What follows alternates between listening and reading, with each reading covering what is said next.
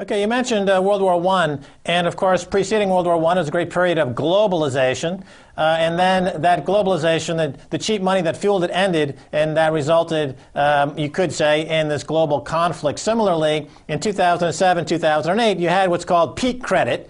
Credit dried up and has caused tremendous strains around the world, and it's flaring up in these revolutions and revolts. What do you make of this, Gerald Celente? I'm looking over at Paul Farrell, who's a columnist at MarketWatch, which, of course, is a Dow Jones-owned website.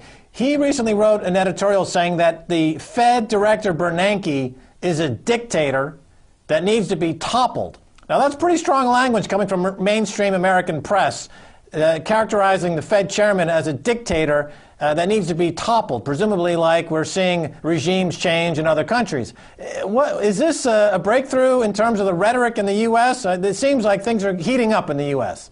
It is a breakthrough, and things are heating up. As you pointed out, what's going on in Ohio, what's going on in Wisconsin. You know, the people are taking to the streets. They're wise to the game. People didn't even know what the Federal Reserve was 5 years ago. And now you can talk to many people and they're angry about what's going on.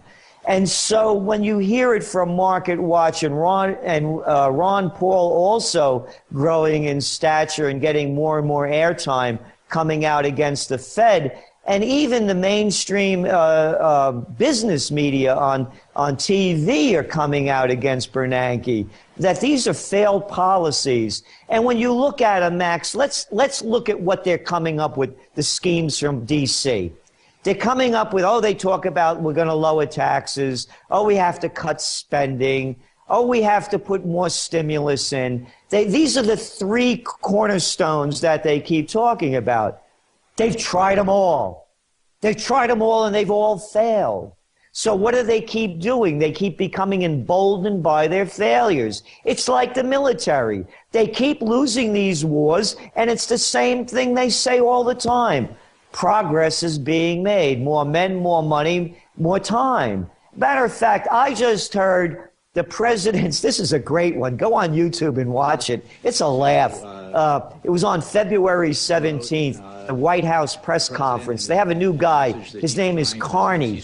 And it's a great name for him because Carney is a carnival worker. And this guy's great, boy. But he's coming out with and saying that Obama's stimulus program is working. And one of the reporters said, but wait, you said that according to the charts that with the stimulus program, we'd have 7% unemployment now. And you know what the guy said? He doesn't want to relitigate history.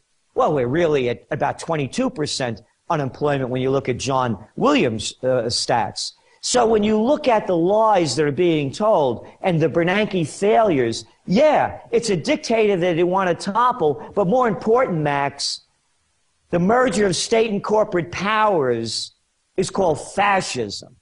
And that's what's really going on in America because they really starting to clamp down. They know that things are getting out of control, and they're really going to try to stop it before it spreads. All right. Gerald Celente, I'm reading the news coming out of Wisconsin and Ohio. There's protests in the street. There are union members. They're labor is part of the labor force. Now, here's the question. The way the media is portraying these people is as pesky union members and pesky laborers that don't get the whole post-Reagan neoliberal revolution. Now, here's the question I want to ask, and maybe you can help square the circle for these people. To me, and I would think you would agree, what these people are experiencing in Ohio and Wisconsin is not the problems that are regional and specific to their labor issues with their local municipalities and governments, but it's part of a global problem where the banks have disenfranchised countries and communities around the world. But how do you get the people in Wisconsin and Ohio to understand that their plight is pari passu, if you will, to use a banking term, with the revolutionaries in Egypt and the revolutionaries in Tunisia? How do you get them to understand that they're all on the same side against the bankers? I think they're starting to understand it. You mentioned the media. How about calling them the press? How about calling the press the prostitutes? because that's what they are. I just mentioned this guy, Carney, who's now the mouthpiece for the administration. Hey, where did he come from? Geez, Time Magazine. And who's his wife? Oh, Claire Shipman with ABC. It's the same school. So you're not going to get it through the media. It's going to go through Journalism 2.0. And Journalism 2.0 is who you are, who I am, who others are that are not part of the mainstream media. And the people are starting to understand it. Even the people that have been disconnected are putting the pieces together because they know it's about the bottom line. But here's where the difficulty comes in.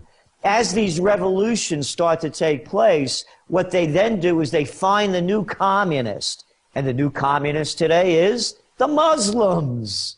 So what they're doing is they're trying to shift it from being a bread and butter issue to a religious issue. It's that stupid saying that they say all the time. You know, all wars begin because of religions. No, they don't. They begin over money. It's all about money. But to answer your question, they are putting it together. All things are connected. Workers of the World Unite 2.0. That was our trend forecast, as you mentioned, a couple of years ago.